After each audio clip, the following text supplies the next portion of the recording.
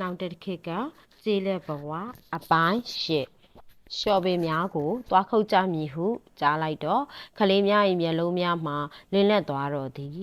အဲ့ဒါဘယ်မှာရှိရဲဆိုတာကျွန်တော်သိတယ်ကျွန်တော်ခေါ်သွားပေးမယ်ရှမ်းအန်းကအော်ပြောလိုက်သည်ရှမ်းနင်လည်းစိတ်လှုပ်ရှားသွားပြီးညီမလေးကဒုတစ်ချောင်းယူခဲ့မယ်လျှော်တွေကိုဘယ်လိုပုတ်ရမယ်ဆိုတာသိတယ်ကလေးများအတွက်ပျော်စရာအကောင်းဆုံးမှာကိုလက်လှုပ်ရှားနေခြင်းပင်ဘာရလက်မှမမြင်ရသေးသည့်အတိုင်းအလုပ်မျိုးမျိုးတွင်စံလွန်နောက်လိုက်လုံနေခြင်းကပင်ကလေးများအတွက်လုံခြုံမှုနှင့်ပျော်ရွှင်မှုခံစားချက်ကိုစတင်ယူဆောင်ပေးလာတော့သည်သူတို့သည်ပျော်ရွှင်စိတ်လှုပ်ရှားကပြင်ဆင်လိုက်ကြပြီးတစ်ဖက်စီတွင်တက်ကြွလှုပ်ရှားနေကြလေသည်စမ်းလော့ပြောသည်လျှော်ရိုင်းပင်သည်အမှန်တော့ထိုခေတ်ကခြီတယ်များရဲလို့ရာတွင်အသုံးများသည့်လျှော်ကြီးပင်တစ်မျိုးဖြစ်လေသည်ဒီခေတ်တွင်ပိုးစားပင်နှင့်လျှော်ပင်များကိုအများအပြားစိုက်ပျိုးကြပြီးအိမ်အောင်စုတစ်ခုတွင်ထိုစိုက်ခင်းမျိုးအများအပြားပိုင်ဆိုင်ထားကြသည်ပိုးဝါနှင့်လျှော်တို့ဖြင့်ထုတ်ထားသည့်ပိတ်စာများကိုအစိုးရသို့တစ်စိတ်တစ်ပိုင်းဆက်သားရပြီးတစ်စိတ်တစ်ပိုင်းကိုတော့တကိုယ်ရည်လိုအပ်ချက်အတွက်အသုံးပြုကြလေသည်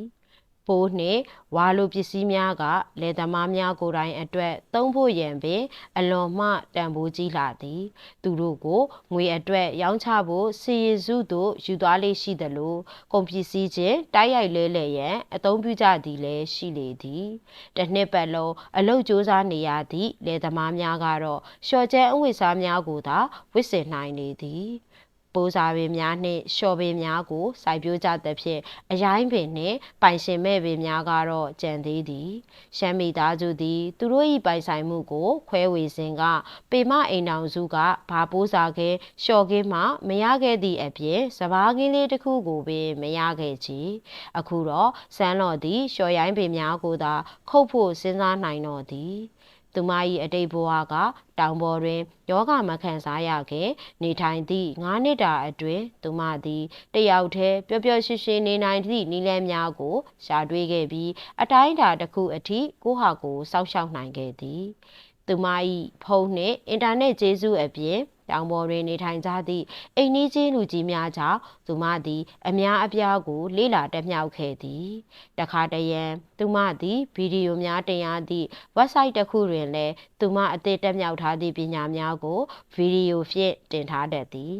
သူမ၏အကောင့်သေးသေးလေးကတော်တော်လေးနာမည်ကြီးပြီးသူမကိုအပြင်လောကနှင့်ဆက်သွယ်ပေးကစိတ်ပျော်ရွှင်မှုအပြင်ဝင်ငွေတချို့ကိုလည်းရရှိသေးသည်သူမတက်မြောက်ခဲ့သည့်ပညာရည်များထဲတွင်ရှေးခေတ်ခြိတဲ့ရက်လုံနည်းလည်းပါလေသည်အမှန်တွင်တော့သူမတွင်ရက်လုံနည်းတိသည်မဟုတ်ဘဲမူလခန္ဓာကိုယ်ပိုင်ရှင်ကလည်းရက်လုံနည်းကိုတတ်သည်ဟုတ်ပါသည်အခုတော့လျှော်ပင်ခုတ်ရန်ကလေးများကိုခေါ်သွားရခြင်းကအဝိရက်လုံရန်မဟုတ်ချေငါရှိတွင်စမ်းလော်သည်ပစ္စည်းအများအပြားမရှိဖြစ်နေရာအဝိရက်လုံနိုင်စွမ်းမရှိသေးချေရွာတဲကအိမ်အောင်စုတိုင်းတွင်ရကန်းတစ်ခုရှိကြလေသည်အမျိုးသမီးများကကိုယ်တိုင်အသုံးပြုရန်လိုအပ်ကြသဖြင့်သူမသည်ရကန်းတစ်ခုပင်ငှားရမ်းနိုင်မည်မဟုတ်ချေ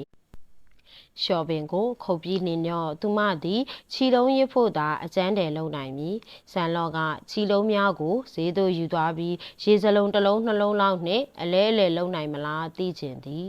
နောက်ဆုံးသူမသည်ရိတ်ခါအနေချင်းအတွက်နတ်သမီးတို့ဘူးကိုရောင်းချဖို့စဉ်းစားထား၏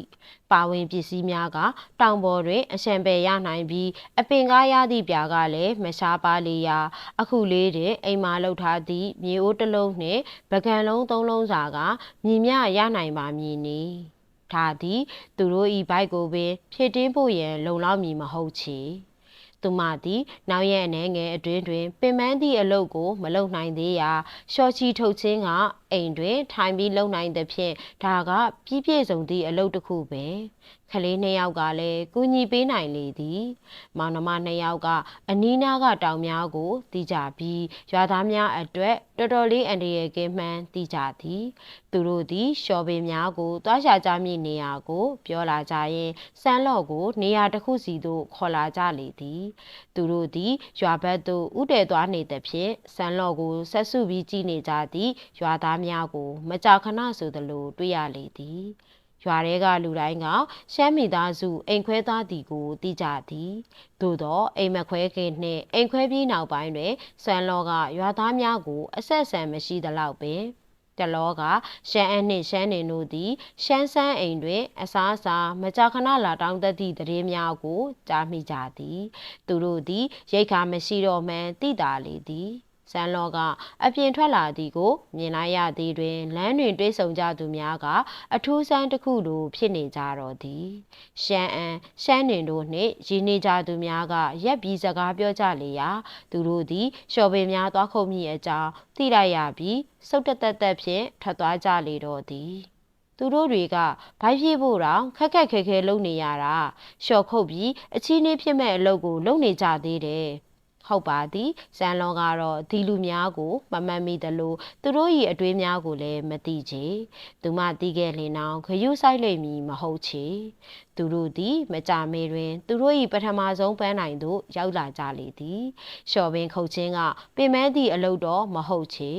သူတို့မိသားစုမခွဲကြခင်ကမောင်နှမများသည်မိသားစု၏လျှော်ကင်းကိုကူညီခဲ့ကြလေသည်ထို့ကြောင့်သူတို့ကိုဆန်းလောကတင်ပြပေးเสียမလိုချေ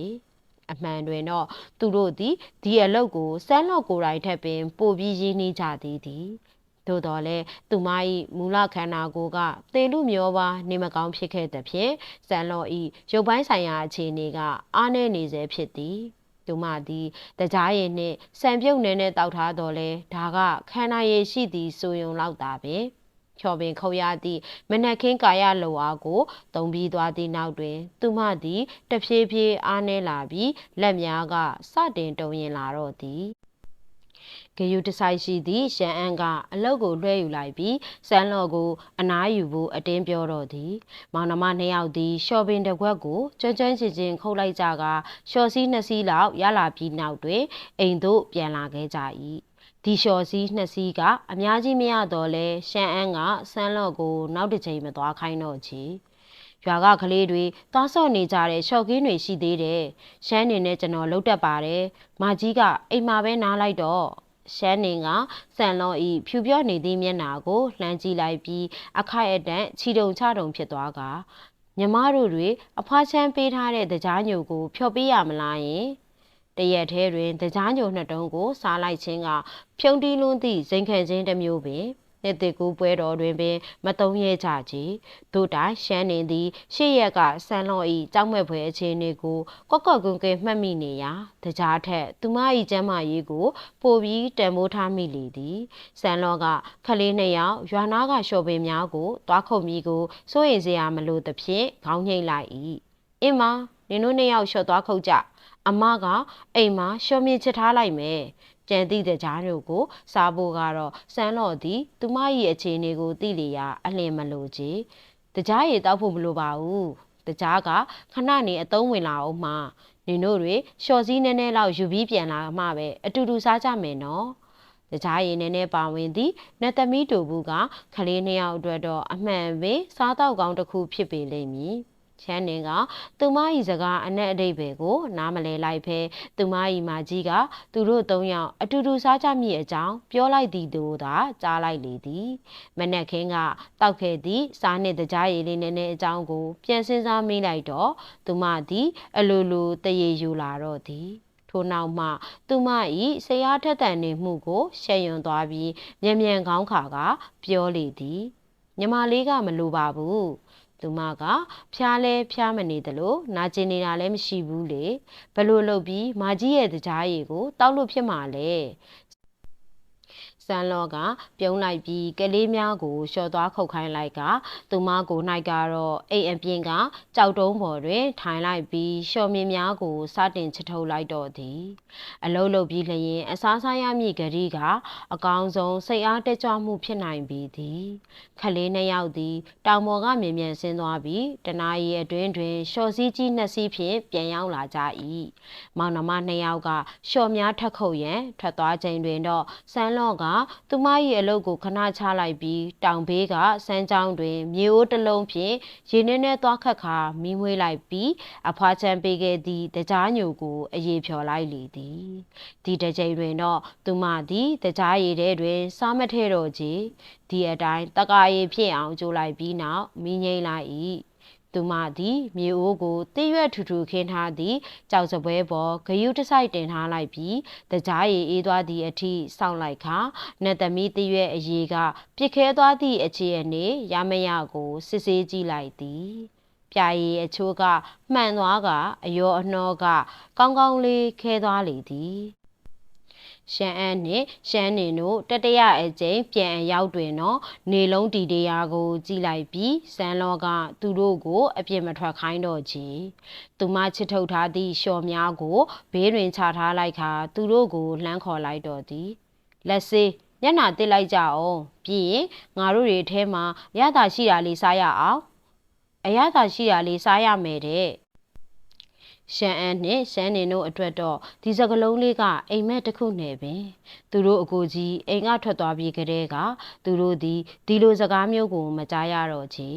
သို့တော်လဲတကြားရည်ကိုဝေမျှပြီးစားရမည်ဟုသူတို့၏ရောင်းမစကားကိုပြန်စဉ်းစားမိလိုက်သည်တွင်မောင်နှမနှစ်ယောက်သည်မြန်မြန်ဆန်ဆန်လက်သွားစီးလိုက်ကြ၏သူတို့သုံးယောက်သည်အိမ်ထဲသို့ပြန်ဝင်လာချိန်တွင်စမ်းလောကဘာမှပင်ပြောရန်မလိုဘဲငယ်ရွယ်သေးသည့်မောင်နှမနှစ်ယောက်၏အကြီးက